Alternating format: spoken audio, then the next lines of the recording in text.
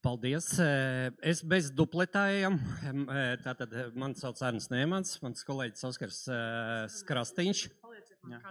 Kadrā, jābūt. Tā mēs būsim kā puķis ar divām galvām. Jā, nu, ko es varu teikt? Kāda asociācija man ar Ludzu un Ludzas novadu var teikt tā? Ir. Man vecvecāki ir no Pildas pagasta laikam, jā. Es neesmu baigi dziļi pētījis, līdz ar to kaut kāda saistība ir, tāpēc arī piekrītu braukt uz Ludzu un pastāstīt savu to pieredzi māju atjaunošanas nodaļā. Es ikdienā nodarbojos tieši no A līdz Z, lai māja aiziet uz atjaunošanu. Oskars atkal atbild. Es atbildu par to Eiropas līdzfinansējuma programmu piesaisti. Oskars atkal mums ir Rīgā ir divas daļas, ir vēsturiskais kultūra centrs, kur Oskars atkal saistīs ar vēsturiskā centra apbūvi un koku ēkām. Un Oskars arī savu pieredzi padalīsies, es kā no savas puses to praktisko. Diemžēl formāts neatļauj to. Man bija sagatavot prezentāciju uz 30 slaidiem, jā, bet diemžēl vajadzēja griezt, jo tāpēc, ka ir īss un kodolīgi. Un tad ilgi domājam, ko darīt. Un tad vakardien 3 reizes pārtaisījām prezentāciju, vecai sūtījām, Dzandai sūtījām vienreiz, otrais, trešoreiz, jā, tā kā mums bija principā uz pusotru stundu paredzēts, jā, bet mēs mēģināsim tagad iekļauties tajās 15 minūtēs iekšā. Jā, varbūt arī no savas puses, tā kā man vakardien pateica, kad ir jātaisa prezentācija par Lūdzu, un ka bija pirmais jautājums, ar ko man Lūdzu asociējās, tad uzreiz man bija automātiski tās ir divas lietas. Pirmkārt, jums ir pasaules līmeņa handbolists Dainis Kristapāns, un otra lieta ir, jā, ka man Rīgā mans kaimiņš Gundars Āboliņš filmējās arī filmā Pilsēta pie upes, bet ja mēs no tās abstrahējamies, tad jā, Ludzā samērā ir labi saglabājusies vecā koka apbūve. Arī Rīgā ir salīdzinoši daudz vēsturiskās koka ēkas, kas arī mans ir tāds tā kā jājam zirdziņš, ar ko es pelnu ikdienā savu maizīti. Un Rīgā ir arī Ludzas iela, un līdz ar to tad, jā, tas vēsturiskais koka mantojums ir tas, ar ko mums, kas mums tā kā sastaista uz šodienas semināru. Jā, ņemot vērā to, ka laiks ir ļoti ierobežots, tad, kā jau kolēģis man Arnis teica, es vairāk atbildu par Rīgas vēsturiskā centra fasāžu atjaunošanu un piesaistu pašvaldības līdzfinansējumu. Es arī varu pateikt tikai tos labākos vārdus par fasādes atjaunošanu. Rīgas vēsturiskā centrā izmantoja tikai un vienīgi kaparola materiālus, tā kā par to vispār nav nekāda šaubas, nav nekāda slēptā reklāma. Bet jā, varbūt nedaudz par tiem faktiem, par beidzamajiem 3 gadiem. Tātad, jā, Rīgā ir piesaistīti pašvaldības finansējums pa beidzamajiem 2 gadiem bišķiņi vairāk kā 400,000 eiro apmērā. Tas ir gan fasāžu atjaunošanas, gan arī ēkas, kurām draud bīstamības stāvoklis, proti, vai tur ir pagraba pārseguma, jumta konstrukcijas kārtībā. Un tas finansējums ir tāds, ka Rīgas valstspilsētas pašvaldība dod līdz 30,000 finansējumu, proti 50% no attiecināmām izmaksām, bet tās attiecināmās izmaksas nedrīkst pārsniegt 30,000 eiro. Un līdz ar to katru gadu ir jāsagatavo tehniskās dokumentācijas, lai varētu pieteikties konkursā. Un tur arī ir ļoti daudz un dažādi šķēršļi, kā līdz tam tikt. Un attiecīgi, jā, tad šī gadā mēs esam 25. gadā mēs esam pieteikuši 12 objektus, 9 ir fasāžu objekti un 3 bīstamības objekti. Un tad, jā, provizoriskās izmaksas par tiem 12 objektiem ir gandrīz 1,5 miljonus, un Rīgas domas līdzfinansējums arī ir gandrīz 200,000. Tātad, jā, soļi, kas ir veicami, lai nonāk līdz savas mājas atjaunošanai. Es esmu pie sevīm nodefinējis tādas kā 8 punktus. Šeit mēs arī fonā redzam ēku Elizabetes ielā 10. Darba veicējs Sijā Fasāde Pro, arhitekts Cināras Caunītes birojā pilna tehniskā dokumentācija, kā es arī minēju, kaparola materiāli un kaparola krāsas. Jā, tās 8 lietas, kā mēs parasti vienmēr seminārā smejoties sakam, ja Minnesotas programmā ir 12 soļi, tad, lai līdz mājas atjaunošanai nonāk, tad ir 8 soļi. Tātad pirmā lieta, jā, tad ir, ar ko mēs esam saskārušies, kas tās būtiskās problēmas, ir nepieciešams pārņemt mājas pārvaldīšanas tiesības, ko arī teica Ludas apsaimniekotājs, tad jā, tad Visas lielākās problēmas sākās tajā brīdī, ja māja nav pārņēmuši savas pārvaldīšanas tiesības. Līdz ar to tur ir daudz un dažādi gan subjektīvi, gan objektīvi iemesli, kāpēc nevar izdarīt vienu vai otru jautājumu un atrisināt, teiksim, pēc iespējas īsākos termiņos.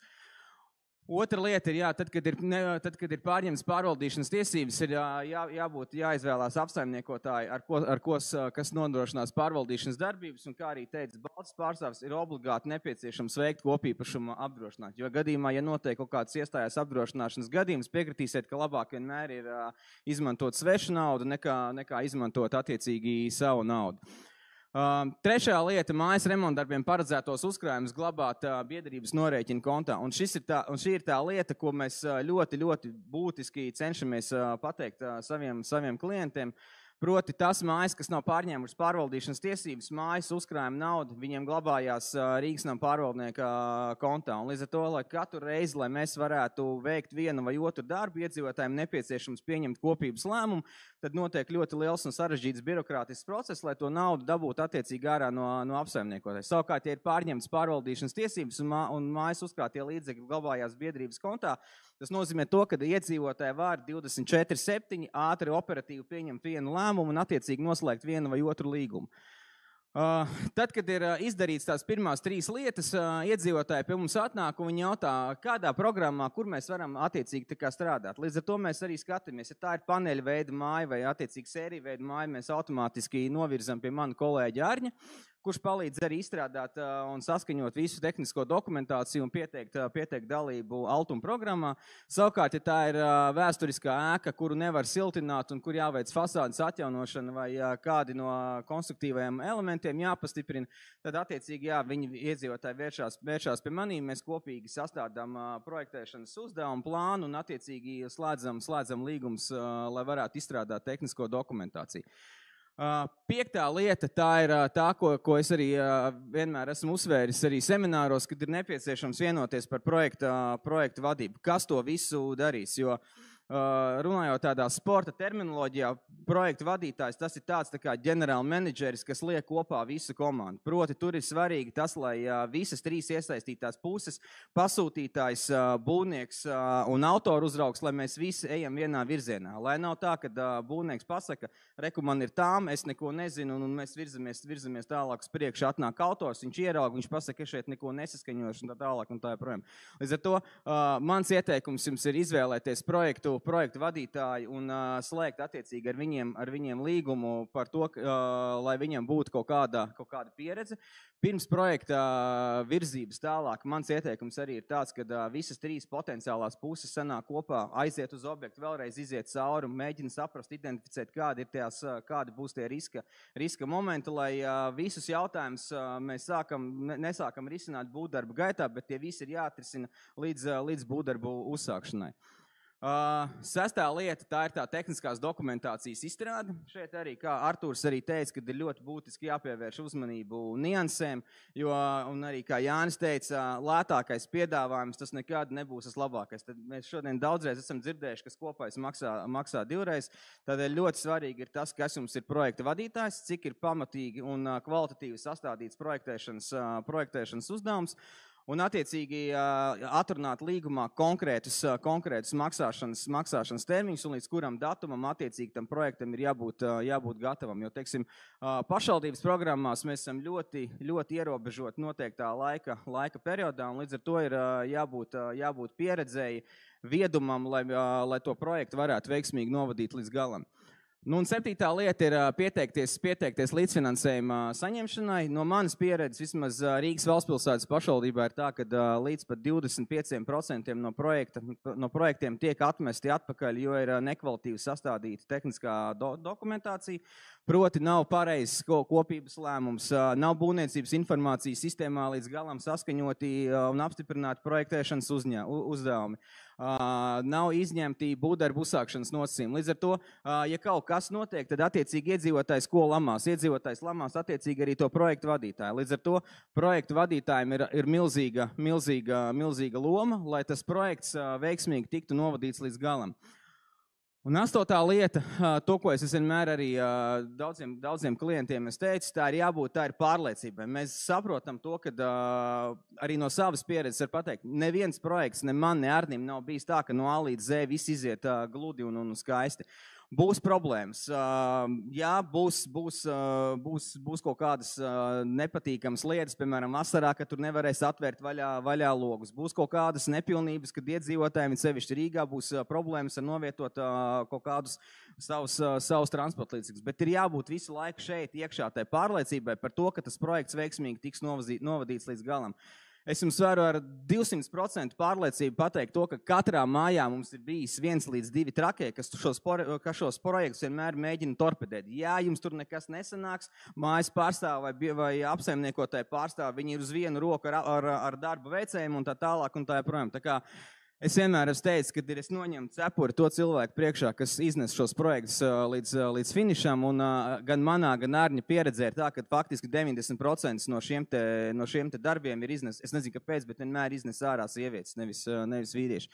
Tāpēc tiešām tā pārliecība ir par to, ka jā, ka būs grūti, jums šeit ir vienmēr ir jābūt, kad ir neskatoties to, ka būs traki, jums ir jāzina tā vīzija, jums tiem cilvēkiem ir jāskaidro, kas jums ir jādara, lai tas projekts veiksmīgi tiktu novadīts līdz galam. Es vēl pastarpināšu. 9. punktu ieliktu psiholoģiskā noturība. Jo projektu vadītājiem vai nu tad jābrauc kaut ko rehabilitēties uz kaut kādu sanatoriju, jā, bet, jebkurā gadījumā 9. pozīcija ir tā slēptā pozīcija. Jā, un te ir attiecīgi arī parādījām vizuālus piemērus, taisni paņēmām koka ēkas, kuras mēs esam atjaunojuši. Arī faktiski bija tā, ka visām ēkām, gan Mūrnieku, gan Tallinas, Kuldīgas ielai, Matīs ielai, viņiem visām bija piešķirts grausa status, proti paaugstināts nekustamā īpašuma nodoklis, un mēs kā apsaimniekotājs mēs palīdzējām nodibināt biedrības, noslēgt visus nepieciešamos līgumus par tehnisko dokumentāciju, pieteikties konkursā, lai saņemtu pašvaldības līdzfinansējumu, iesniedzām noslēgumu pārskats, arī koordinējām, menedžējām to visu pasākumu, lai varētu veiksmīgi saņemt pašvaldības līdzfinansējumu. Papildināšu, kā es saku, mēs dubletā ejam, jā, dziedam kopā, jā. Attiecībā ieteikums Jurim, jā, un arī varbūt pašvaldības noda vadībai, kas stimulēs dzīvokļu īpašnieku? Varat atbildēt? Kalus? Nē, nepareizi. Daļai arī es arī varu piekrist, arī, ka nauda. Bet to var atlasīt.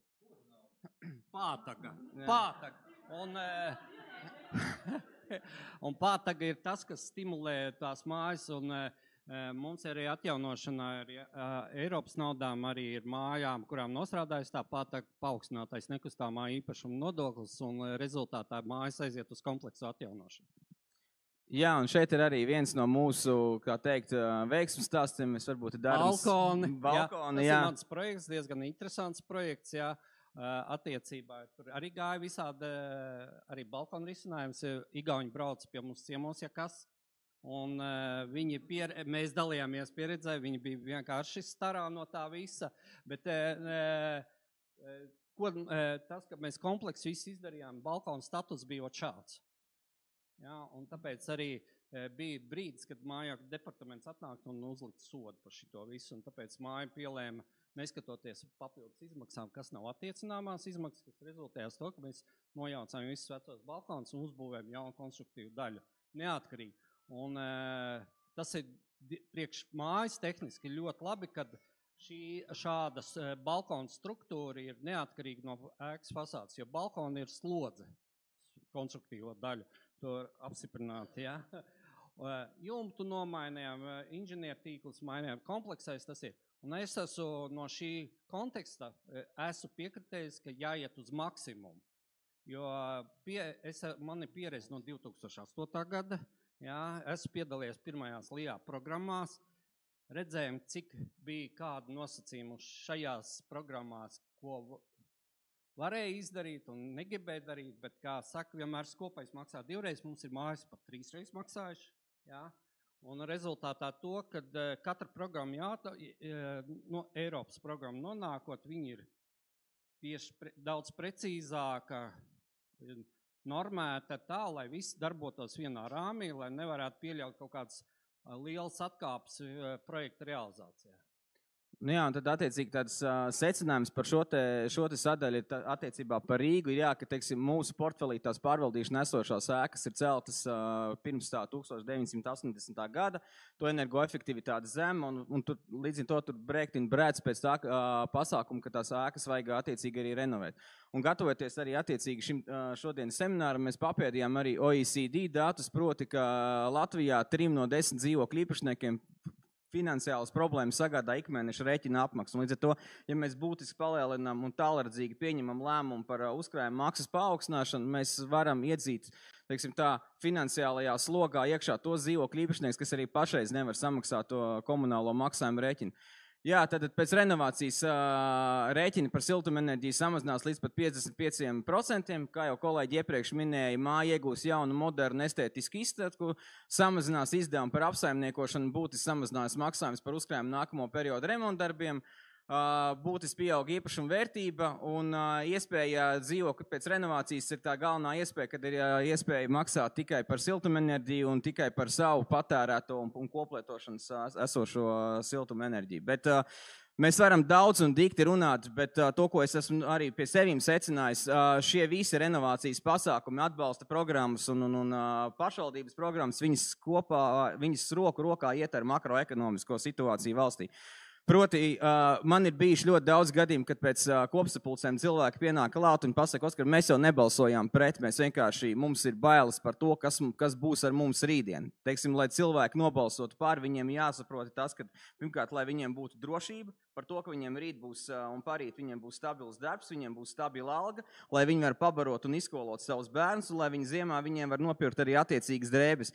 Ja tas viss pasākums nebūs, mēs te varam zīmēt, taisīt kādas schēmas mēs gribam, līdz ar to, kā es arī esmu teicis, tad drošība un makroekonomiskā situācija viņi tiešām iet roku rokā ar esošo ekonomisko situāciju attiecībā par renovācijas jautājumiem. Ja Kastanī fonā ir Lietuvas projekta, Lietuvas sērijas māja, Loģijas Tiklots. Jā.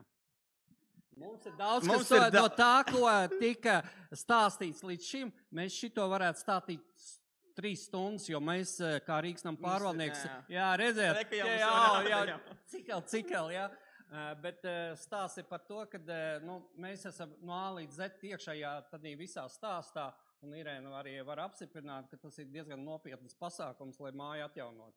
Man prieks, braucot iekšā, es uzreiz nofiksēju, kuras mājas atjaunots, uzprasīju Jurim, kāds pārsvarā dominēja sērijas, žēl, ka tur tās informācijas nebija. Labi, tālāk.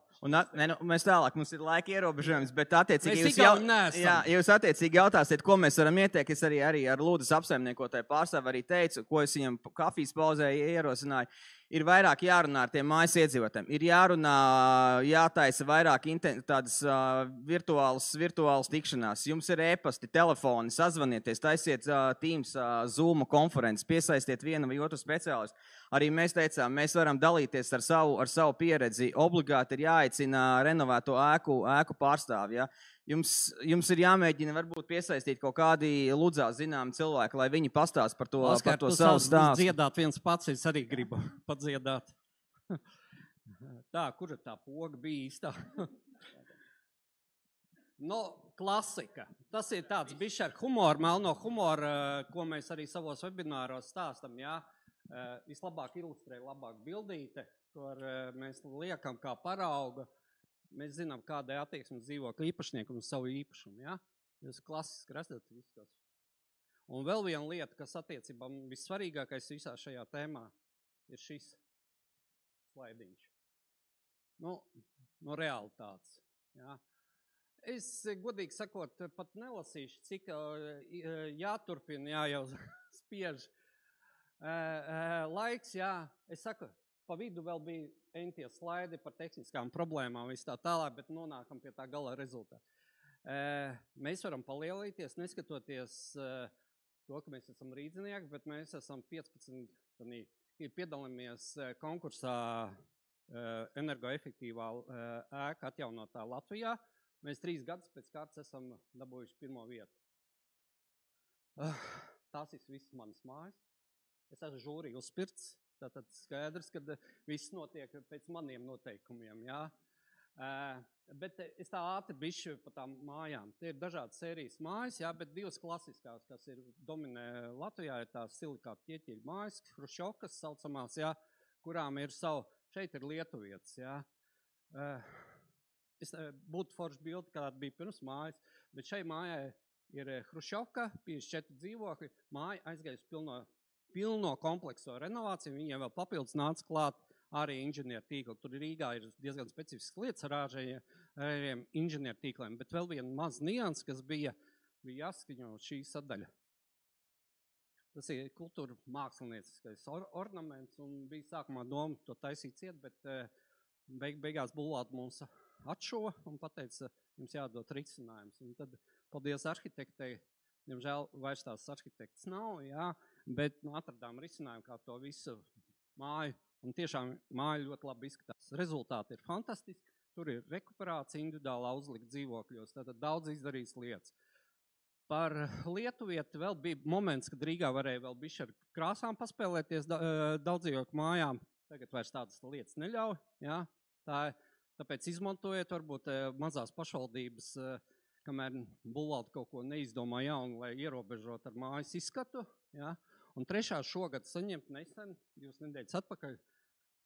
Godīgi sakot, bija pārsteigums 3. reizi kāpt uz skatos, un man kājas trīcē no šitā visa, jā, vai kad 3. reizi pēc kārtas saņemt.